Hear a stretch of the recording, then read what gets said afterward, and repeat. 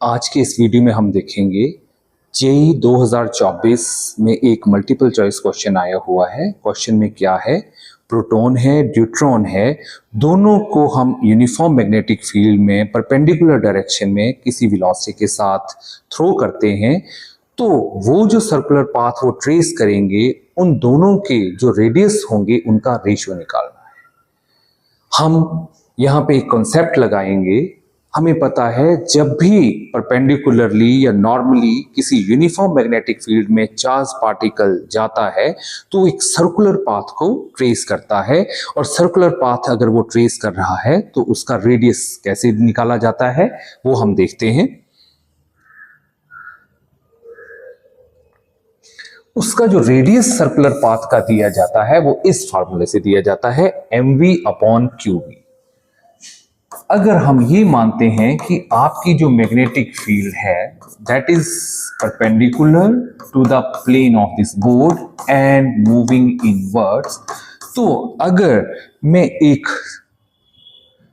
Charge particle लूं और तो वो इस फील्ड में अगर वो v वेलोसिटी के साथ मूव कर रहा है, तो ये जो पार्टिकल है that will follow a circular path. Naturally अगर सर्कुलर पाथ वो फॉलो करता है तो उसके ऊपर कुछ ना कुछ सेंट्रीपिटल फोर्स भी लगेगी। ये जो यहाँ पे हम सर्कुलर पाथ बता रहे हैं, अगर ऐसे हमें इसकी डायरेक्शन निकालनी हो तो डायरेक्शन निकालने के लिए हम left hand Fleming's left hand rule का यूज कर सकते हैं, तो उससे इसकी डायरेक्शन भी हमें पता चल जाएगी।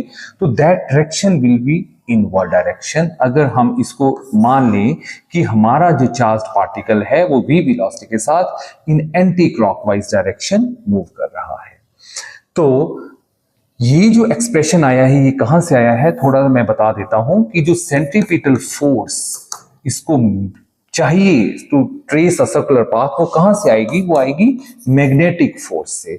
और मैग्नेटिक फोर्स क्या होती है, QVB साइन ऑफ थीटा, और सेंट्रीपिटल फोर्स हमें पता है mv²/r। यहाँ theta is the angle between this velocity of the particle and magnetic field. तो हम देख रहे हैं क्योंकि वेलोसिटी और मैग्नेटिक फील्ड के बीच में एंगल यहाँ 90 डिग्री बन रहा है, तो जब थीटा को हम 90 डिग्री एंगल के साथ पुट करेंगे तो आंसर 1 आएगा। तो यहाँ पे हम QVB, दिस इज mv²/r, एक वेलोसिटी कट गई। तो यहां से जब आप Q की वैल्यू को पुट करेंगे तो R की वैल्यू को हम इजीली निकाल सकते हैं, that comes out to be mv/q। लेकिन न्यूमेरिकल अगर आपको करना है तो आपको ये वैल्यू रिमेंबर करनी पड़ेगी, रेडियस। अब क्योंकि इस न्यूमेरिकल में एक चीज ये बोली गई है कि जो आपका प्रोटॉन एंड न्यूट्रॉन है उनकी काइनेटिक एनर्जी क्या है, same, having same kinetic energy. तो हमें क्या करना पड़ेगा, इस एक्सप्रेशन को, रेडियस को, जहां वेलोसिटी है इस वेलोसिटी की जगह हमें काइनेटिक एनर्जी को लाना होगा। तो we know that kinetic energy का फार्मूला होता है हाफ mv²। तो यहां से वेलोसिटी की वैल्यू हम निकाल सकते हैं, दैट इज 2k/m²। हम काइनेटिक एनर्जी को k से डिनोट कर रहे हैं। जब मैं इस वैल्यू को यहां पुट करूंगा तो रेडियस की वैल्यू जो आएगी, थोड़ा सा इसको हम सॉल्व करेंगे आगे, तो यहां पे आप देख रहे होंगे √m है, हमने √m से ही मल्टीप्लाई किया, डिवाइड किया और इस एक्सप्रेशन तक पहुंच गए। अब आगे हम देखते हैं, ड्यूट्रॉन के लिए अलग और प्रोटॉन के लिए अलग रेडियस निकालना है, लेकिन याद रहे हमारा जो एक्सप्रेशन है वो that is in terms of kinetic energy. तो जब हम यहां पे देखेंगे प्रोटॉन के लिए, ड्यूट्रॉन के लिए अगर मैं रेडियस को rd से डिनोट कर दूं, हाँ थोड़ा मैं बताना चाहूंगा प्रोटॉन और ड्यूट्रॉन में फर्क क्या होता है। जो ड्यूट्रॉन है वहां से हम जब इलेक्ट्रॉन को निकाल देते हैं तो वहां पे जो बचता है वो that is isotope of hydrogen, तो वहां पे एक प्रोटॉन बचेगा और एक न्यूट्रॉन बचेगा।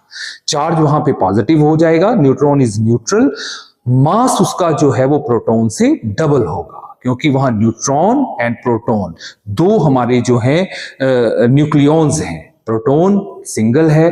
तो जो मास ऑफ ड्यूट्रॉन होता है दैट इज ट्वाइस u, और मास ऑफ प्रोटॉन को हम u से डिनोट करेंगे।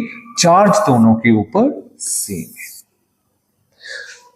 जब हम इन वैल्यूज को इस एक्सप्रेशन में पुट करेंगे तो क्या हमारे पास वैल्यू आएगी, क्योंकि kinetic energy is same, magnetic field is same, तो बहुत सारी टर्म्स जो है वो कट जाएंगी। अब ये जो हमारा आरडी आया है और एक आरपी आया है, इन दोनों की रेशियो लेनी है अकॉर्डिंग टू क्वेश्चन। तो ईबी से ईबी कैंसिल हो गया और 2 इंटू 2 अपॉन 2 अब हम इसको मल्टीप्लाई नहीं करेंगे क्योंकि मुझे लग रहा है कि 2 और 2 जो है वो कट जाएगा, तो अंडर रूट 2 को बाहर निकाल लिया और ये दोनों वैल्यूज कट गई। तो हमारे पास क्या आ गया, you will have RD upon RP is under root 2 upon 1। तो जो रेशियो आएगी that is under root 2 is to 1।